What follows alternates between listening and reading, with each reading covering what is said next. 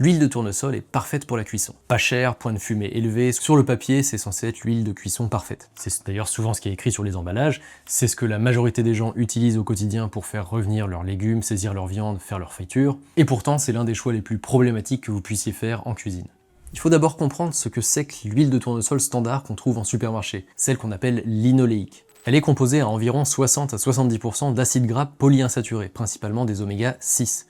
Et c'est précisément là que le problème commence. Les acides gras polyinsaturés contiennent plusieurs doubles liaisons dans leur structure moléculaire. Ces doubles liaisons, en fait, c'est des points de fragilité, c'est des zones où la molécule est sensible à la chaleur et à l'oxydation. Quand vous chauffez une huile riche en polyinsaturés, ces liaisons se brisent et se recombinent de façon chaotique. Ça produit des composés nocifs qu'on appelle des aldéhydes. Il y a des études qui ont mesuré les concentrations produites lors de la cuisson à l'huile de tournesol standard, et les niveaux observés dépassaient largement les seuils considérés comme sûrs. Mais il y a une question légitime, est-ce que le raffinage de l'huile, ça change quelque chose? Parce que les huiles vendues pour la cuisson sont souvent raffinées, et le raffinage est présenté comme ce qui les rend résistantes à la chaleur. Donc le raffinage, il augmente effectivement ce qu'on appelle le point de fumée, donc une huile de tournesol raffinée fume à 230 degrés au lieu de 160, mais le point de fumée, c'est pas le bon indicateur. En fait, ce qui compte, c'est la stabilité oxydative, donc la capacité des acides gras à résister à l'oxydation sous la chaleur. Et ça, le raffinage n'y change rien, c'est-à-dire que les polyinsaturés et les oméga 6 restent fragiles,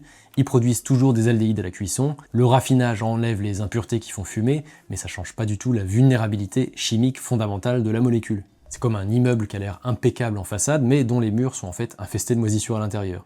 Bon, deuxième problème, c'est les oméga 6 eux-mêmes. On en consomme déjà beaucoup trop par rapport aux oméga 3, et ce déséquilibre est associé à des problèmes de santé bien documentés. Donc rajouter de l'huile de tournesol à toutes les cuissons, c'est aggraver ce déséquilibre. Bon, et maintenant les fausses alternatives.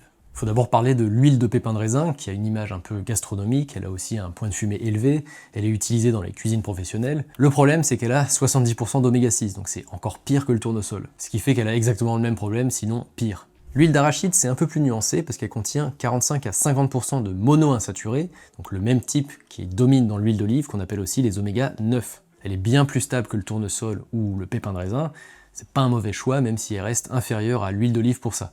Donc vers quoi se tourner?